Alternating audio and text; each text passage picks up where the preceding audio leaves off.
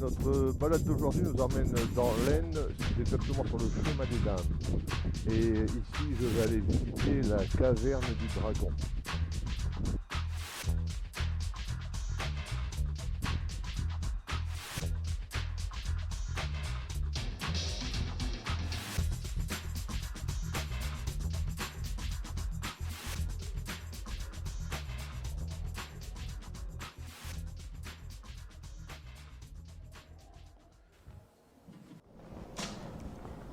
Bonjour Monsieur Follet, Bonjour monsieur. vous êtes guide conférencier au musée du Chemin des Dames depuis 15 ans. Pouvez-vous nous éclairer sur la nature de ce lieu? Donc c'est une carrière souterraine, nous on appelle ça ici au Chemin des Dames une creute, carrière d'extraction de pierre, qui va être l'enjeu de combat durant la Première Guerre mondiale. Pouvez-vous nous expliquer en quoi ce lieu représentait un intérêt stratégique? Il faut se souvenir que nous sommes sous le passage le plus étroit pour franchir le Chemin des Dames. C'est un isthme au-dessus, donc Français et Allemands vont combattre pour conquérir la position qui est au-dessus et celle qui est en dessous. Voilà. Et les combats vont durer près de 4 ans. Mais pour bien comprendre ce lieu, il faut aller voir ensemble. Je vais vous montrer. Venez avec moi, vous allez voir. D'accord.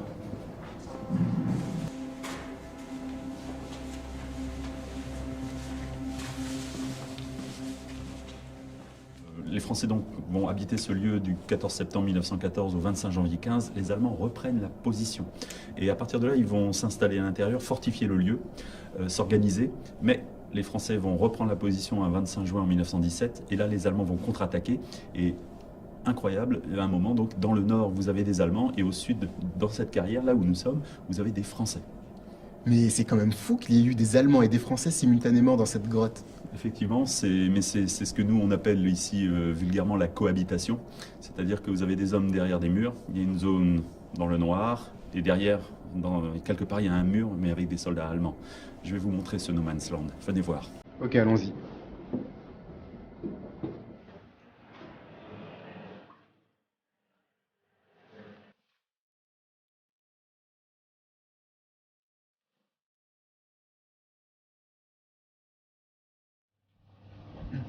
Voilà, ici on est entre les lignes.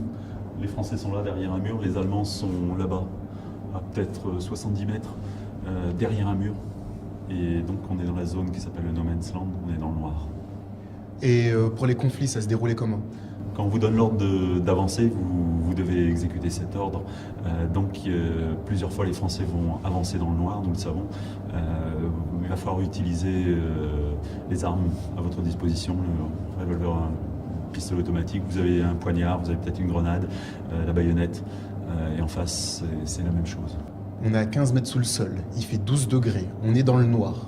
C'est des conditions de vie vraiment horribles. Oui, effectivement, et en plus l'air est mauvais, très raréfié, ils vivent dans la peur, l'angoisse permanente, le sol qui bouge, ça résonne à cause des bombardements aussi au-dessus.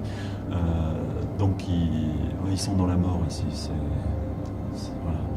On ne peut pas dire d'autre chose, ils sont dans la mort.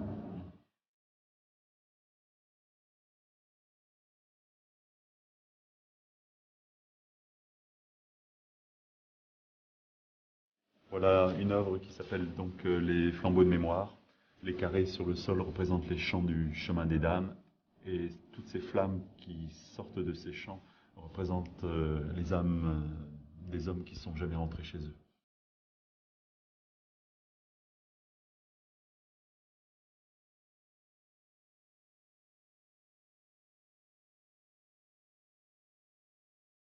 Et une bonne heure de visite, passer dans les galeries, dans les sous-sols de la caverne du Dragon.